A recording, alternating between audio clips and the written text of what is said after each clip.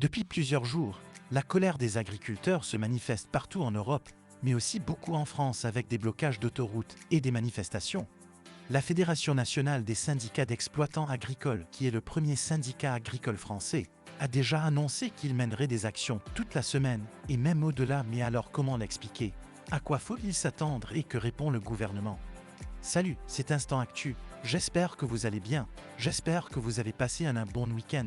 C'est donc le sujet très important à la une des actus du jour. Alors depuis jeudi soir dernier, des dizaines d'agriculteurs bloquent l'autoroute A64 qui relie Toulouse à Bayonne au niveau de Carbone en Haute-Garonne.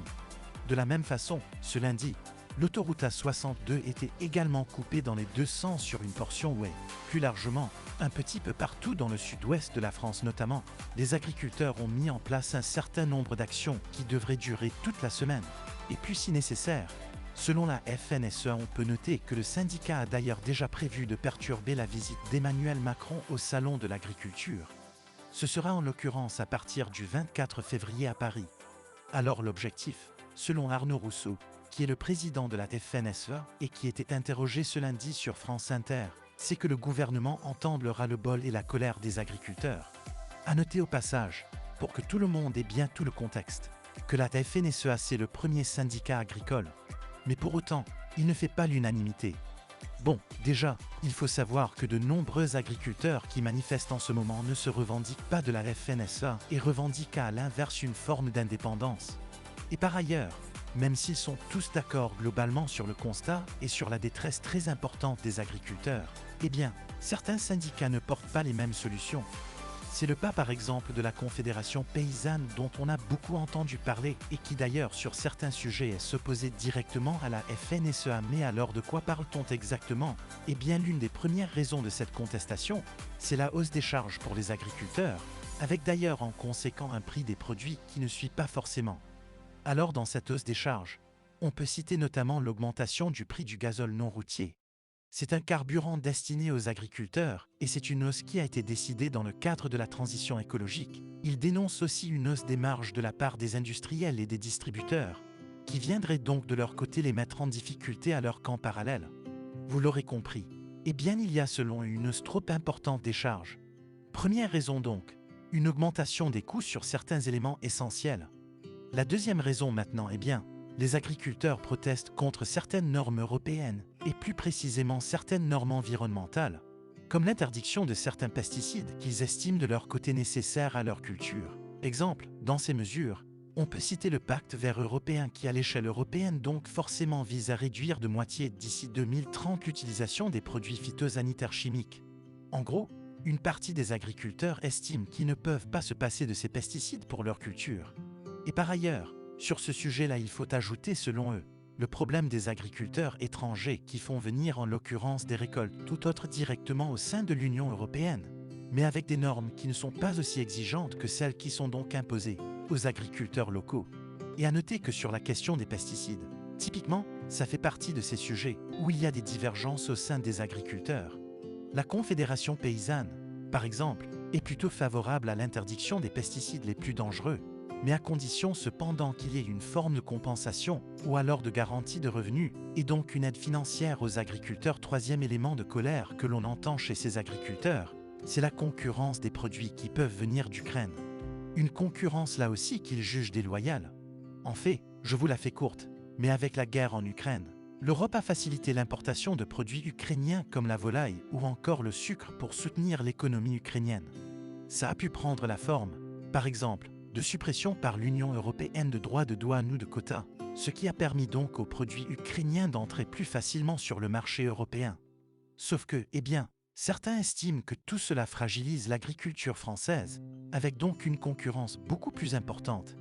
Enfin, ces arguments et cette colère s'inscrivent dans un cadre où, eh bien, il y a des reports successifs d'un projet de loi sur l'agriculture. C'est un projet de loi qui a été promis il y a plus d'un an par Emmanuel Macron. Ce projet, il a pour but de préparer l'agriculture française à relever les défis futurs en matière de transition d'un point de vue écologique, mais aussi en matière de renouvellement des générations d'agriculteurs, parce que c'est un métier en l'occurrence, où il y a un besoin de recrutement important. Et enfin, pour terminer sur cette mise en contexte général, sur cette colère importante, Il faut savoir que la condition sociale des agriculteurs est souvent très difficile.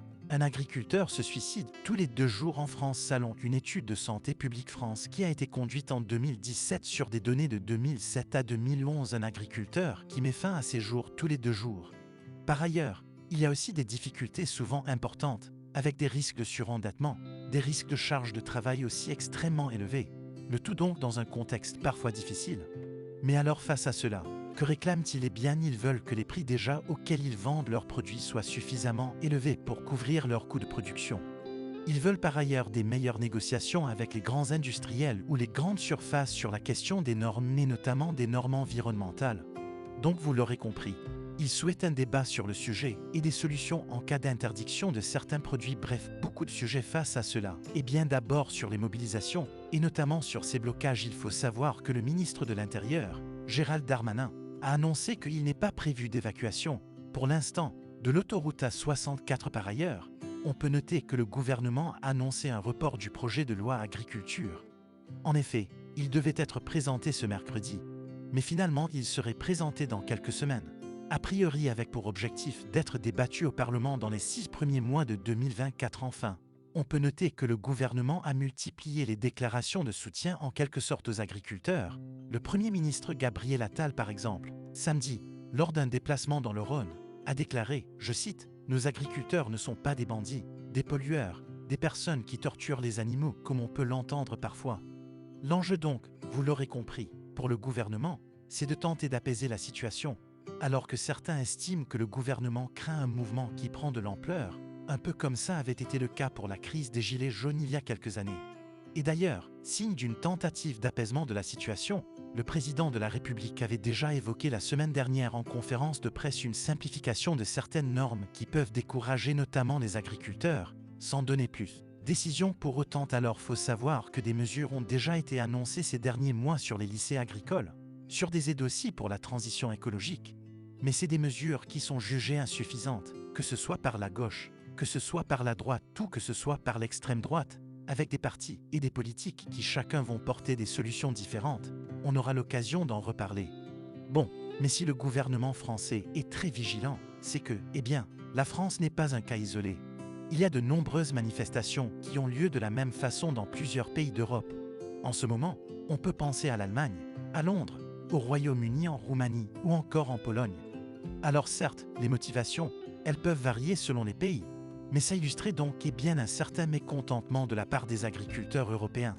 Et d'ailleurs, ça posait une question plus globale qu'on n'a pas eu le temps d'évoquer en détail aujourd'hui, mais qui est assez importante, la question du modèle agricole entre besoin de production, besoin en l'occurrence d'avoir des conditions bien convenables pour les agriculteurs, et besoin aussi d'un point de vue environnemental. Comment concilier donc toutes ces questions? C'est intéressant de noter d'ailleurs que les syndicats d'agriculteurs n'ont pas tous la même position ou la même vision sur le sujet. On aura l'occasion d'en reparler dans les prochains jours. Dans tous les cas, ça pourrait être l'une des questions majeures des élections européennes qui vont se tenir le 9 juin en France. Et donc ces élections qui vont permettre d'élire des nouveaux députés au Parlement européen. Ce sera donc l'occasion de suivre les débats sur tout ça, notamment sur la politique agricole commune qui est menée à l'échelle de l'Union européenne. Bref, sujet important. Je vous mets des liens en description pour en savoir plus. En bref, si jamais vous avez des conseils ou des suggestions, des choses que vous appréciez particulièrement dans ce format, des actus du jour, n'hésitez pas à me le dire dans les commentaires sur YouTube. On prend le temps chaque jour de lire vos commentaires et de voir ce qu'on peut changer, ce qu'on peut améliorer. Donc n'hésitez pas, prenez soin de vous, prenez soin de vos proches et puis je vous dis du coup à très vite.